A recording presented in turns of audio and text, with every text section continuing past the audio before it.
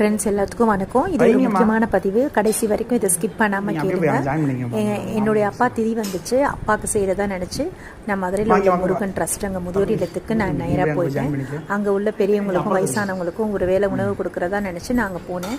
அப்புறம் அவங்களெல்லாம் பார்த்த பிறகு மனசு மாறிடுச்சு. ரொம்ப நம்ம பிள்ளைங்களால் கைவிடப்பட்ட பெற்றோர்கள் நிறைய பேர் வந்து ரொம்ப கஷ்டமான நிலையில் இருந்தாங்க. ஸோ அதனால் நான் என்ன முடிவு பண்ணிட்டேன்னா, அன்றைக்கி ஒரு நாள் சாப்பாடு செலவை நான் ஏற்றுக்கிட்டேன்.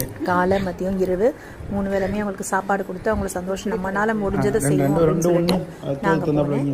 அங்கே போயிட்டு காலையில் இட்லி, பொங்கல், வடை, கேசரி, மத்தியானம் கூட்டு பொரியல், சாம்பார், ரசம், பாயசத்தோடு நான் அவங்களுக்கு சாப்பாடு அரேஞ்ச் பண்ணிட்டேன். அதில் முக்கியமான விஷயம் என்னென்னா, எங்கள் ஃபேமிலி மெம்பர்ஸ் எல்லாருமே போய் நானே பசங்களாம் போய் அவங்களுக்கு எங்கள் கையால் பரிமாறணும். அது ரொம்ப மனசுக்கு நிறைவாகவும் திருப்தியாகவும் இருந்துச்சு. இந்த மாதிரி ஒரு நல்ல நாளில் நம்மளால் முடிஞ்ச உதவியை வந்து நீங்களும் செய்யணும் தான் இந்த வீடியோவை நான் பதிவு பண்ணுறேன்.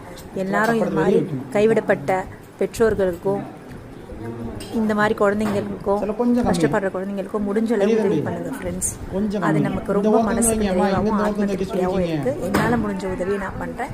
எனக்கு சப்போர்ட் பண்ணுங்கள். நீங்களும் இந்த வீடியோவை பார்த்தவங்க கண்டிப்பாக இந்த மாதிரி நல்ல நாளில் போய் நம்ம பெற்றோர்கள் நினச்சி அவங்களுக்கு இந்த மாதிரி ஃபுட் கொடுத்து உதவி பண்ணணும்னு நான் கேட்டுக்கிறேன். தேங்க்யூ.